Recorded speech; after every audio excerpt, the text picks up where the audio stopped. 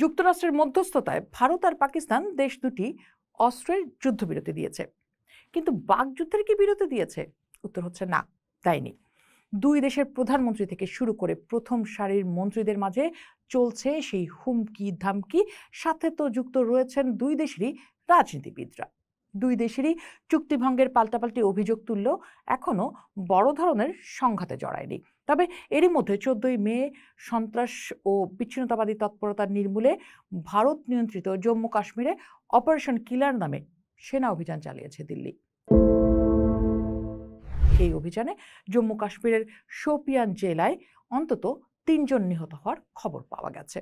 তবে এই ঘটনাকে যদি আমরা পাশে সরিয়ে রাখি, দেখতে পাই যে গণমাধ্যম, সামাজিক যোগাযোগ মাধ্যম সব জায়গাতেই চলছে হামলা, হত্যা ও ক্ষয়ক্ষতি নিয়ে দুই দেশের পাল্টাপাল্টি বক্তব্য।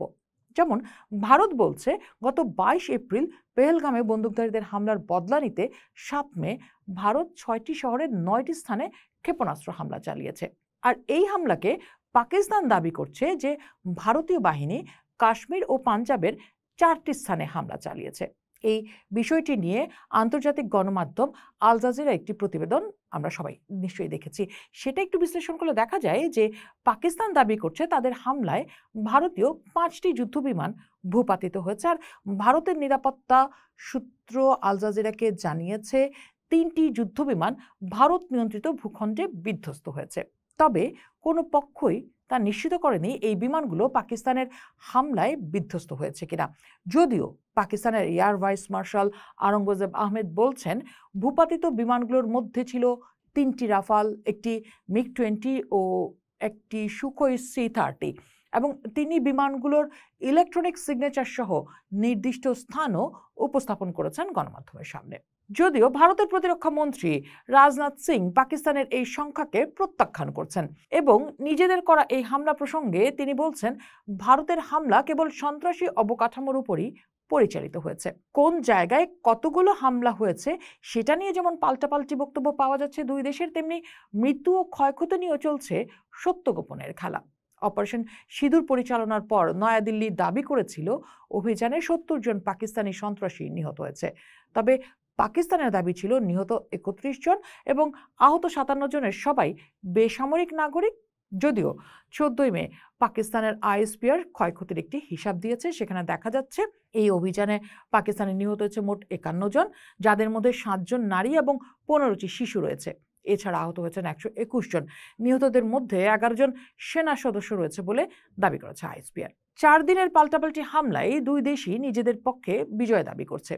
সঙ্গে যুক্ত হয়েছে সাধারণ মানুষের উচ্ছ্বাস আর সমর্থন, আর সেই উচ্ছ্বাসের জোয়ারে বাতাস দিচ্ছে দুই দেশের নেতাদের বাকযুদ্ধ। যেমন ভারতের প্রধানমন্ত্রী নরেন্দ্র মোদী বলেছেন যুদ্ধবিরতি মানেই যুদ্ধ শেষ নয়। কার্যত তিনি পাকিস্তানকে একরকম হুমকি দিয়েছেন। অন্যদিকে পাকিস্তানের পররাষ্ট্রমন্ত্রী ইসহাক দার বলছেন যদি পানি ইস্যুর সমাধান না হয় তাহলে ভারত পাকিস্তান যুদ্ধবিরতি হুমকিতে পড়ে যেতে পারে। অন্যদিকে পাকিস্তান পিপলস পার্টির নেত্রী সিনেটর শেরি রেহমান ভারত পাকিস্তান যুদ্ধ নিয়ে বলেছেন যুদ্ধ আমাদের উপর চাপিয়ে দেওয়া হয়েছিল, কয়েক ঘন্টার মধ্যেই আমরা তাতে জিতেছি। দু দেশের বাকযুদ্ধের পাশাপাশি চলছে এর রাজনীতিকরণও। ভারতের অপারেশন সিঁদুরের সাফল্য উদযাপনে আগামী 20 মে ভারত জুড়ে তেরঙ্গা যাত্রা শুরু করতে যাচ্ছে বিজেপি। আগামী 23 মে পর্যন্ত বিভিন্ন রাজ্যে এই যাত্রার মধ্য দিয়ে তারা তুলে ধরবে সেনাদের বিজয়গাথা।